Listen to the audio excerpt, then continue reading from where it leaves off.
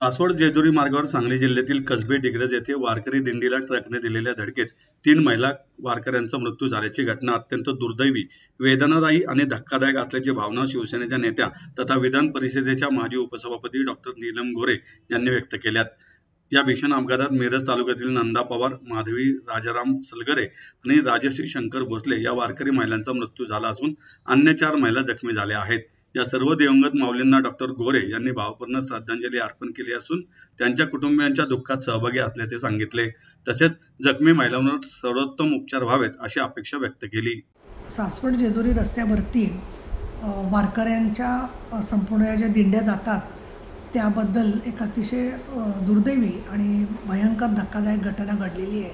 आणि ते म्हणजे जेजुरीच्या जवळ एक ट्रकने जो ताराई महाराज भुयेकर यांच्या दिंडीतला ट्रक MH43E4908 हा जेजुरीकडे जात असताना सांगलीच्या कसबे डिग्रज दिंडीतील 7 महिलांना जोराची धडक त्या ट्रकने दिलेली आहे.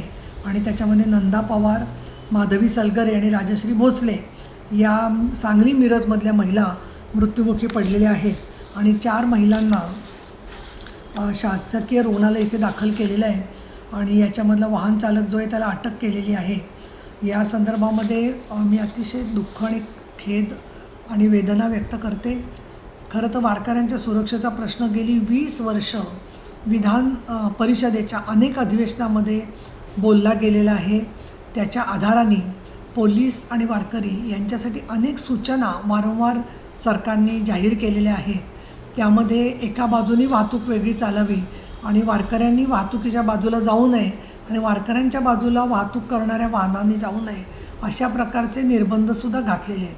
असं असलं तरीसुद्धा एक दुर्दैवी घटना घडलेली आहे. मी याच्याबद्दल खेद व्यक्त करते, श्रद्धांजली व्यक्त करते. यांच्या कुटुंबियांची विचारपूस करायला सांगलीमधले आमचे शिवसेनेचे पदाधिकारी बजरंग पाटील तसंच सुनीता मोरे या सगळ्यांना कसबे डिग्रजच्या ग्रामस्थांनाही संपर्क साधायला मी सांगितलेलं आहे. पुणे ग्रामीण पोलिसांशी माझं बोलणं झालेलं आहे.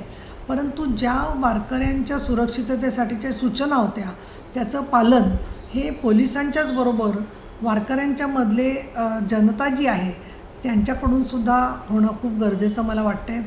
या ज्या महिला भगिनी भक्तिभावाने चाललेल्या होत्या त्यांचा शेवटचा दिवस हा ठरावा याचा मला खेद वाटतो. पण त्याचबरोबर अजून एका गोष्टीचा खेद वाटतो म्हणजे दिवे घाटामधून जात असताना वारकऱ्यांना प्रचंड त्रास झालेला आहे. आमचे शिवसेनेचे शहर सचिव कार्यालयामधले संदीप शिंदे यांनी या संदर्भात माझं लक्ष वेधलेलं आहे की वारकरी जीव मेटाकुटीला येऊन खड्ड्यांमधून दगडांमधून अशा पद्धतीने खूप लेट झालं. त्याच्यामध्ये अनेक 2 व्हीलर्स अनेक वाहनांची संख्या मोठी होती आणि त्यामुळे वारकऱ्यांना त्रास झाला.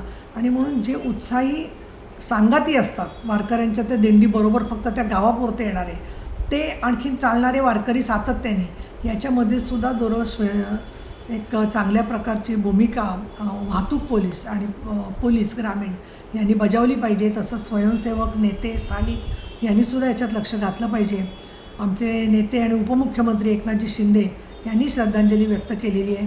देवेंद्रजी फडणवीस, सुनेत्रा पवार यांनी या विषयाची गांभीर्याने दखल घेतलेली आहे आणि 5 लाख रुपये प्रत्येक घरटी दिले जाणार आहेत. उपचारांचा खर्च सरकार करतो आहे. परंतु काही वेळेला ही मदत येईपर्यंत थोडा वेळ लागतो. म्हणून फुल ना फुलाची पाकळी शिवसेनेच्या वतीने पण मी यांच्यासाठी व्यवस्था करते आहे.